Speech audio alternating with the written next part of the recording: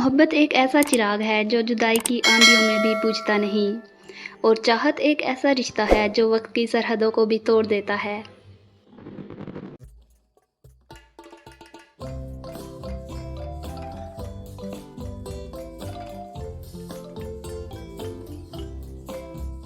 لال جھمکا۔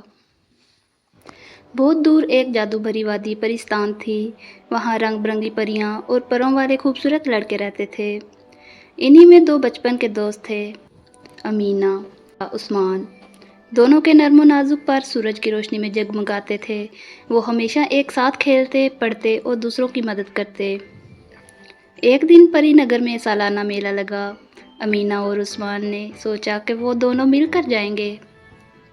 جب وہ بادلوں پر اڑتے ہوئے وہاں پہنچے تو میلہ روشنیوں اور رنگوں سے جگمگا رہا تھا۔ ہر جگہ جھولے، کشتیاں، رولر کوسٹر اور مٹھائیوں کی خوشبو پھیلی ہوئی تھی۔ اچانک امینا کی نظر ایک اسٹال پر پڑی جہاں لال جھمکے اور لال چوڑیاں رکھی تھیں۔ امینا کی آنکھوں میں خوشی کی چمک آ گئی۔ کتنے پیارے جھمکے ہیں!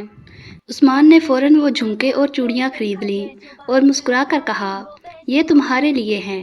اگر کبھی ہم جدا بھی ہو گئے تو ان جھمکوں کو کبھی مت اتارنا، یہ تمہیں میری یاد دلاتے رہیں گے۔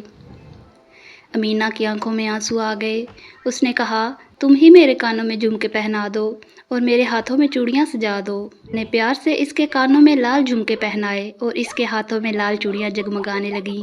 دونوں گول گپے کھا رہے تھے اور مٹھائی کی طرف جا رہے تھے کہ اچانک آسمان پر سیاہ بادل چھا گئے۔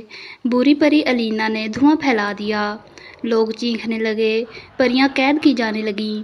اس بھاگ دوڑ میں امینا اور عثمان کے ہاتھ چھوٹ گئے۔ دونوں نے ایک دوسرے کو بہت ڈھونڈا، مگر دھواں ختم ہوتے ہی وہ ایک دوسرے سے بچھڑ چکے تھے۔ وقت گزرتا گیا، سالوں بیت گئے، دونوں بڑے ہو گئے، مگر ان کے دلوں میں ایک دوسرے کا انتظار باقی رہا۔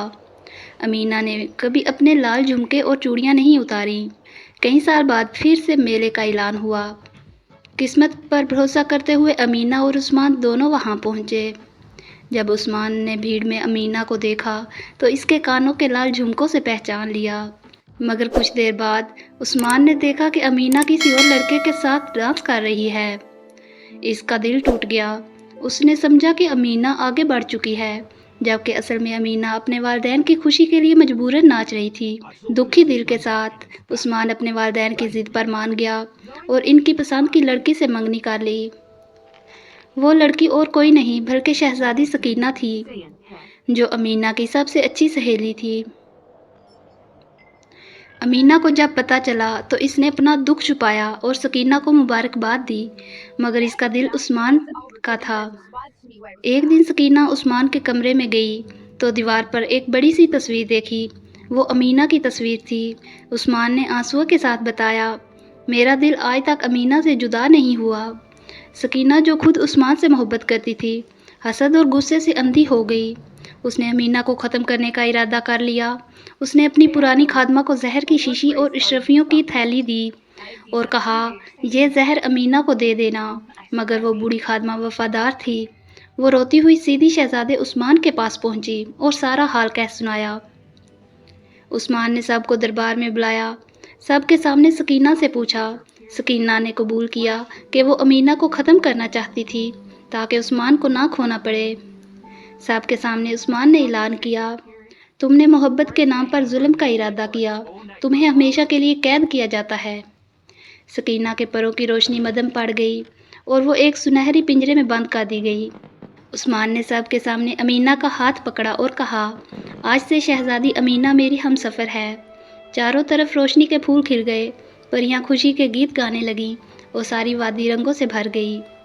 امینا اور عثمان کی شادی دھوم دھام سے ہوئی۔ دونوں کے پر جگمگاتے ستاروں کی طرح روشنی بکھیرتے۔ یوں وہ دونوں ہمیشہ خوشی خوشی پرستان میں رہنے لگے۔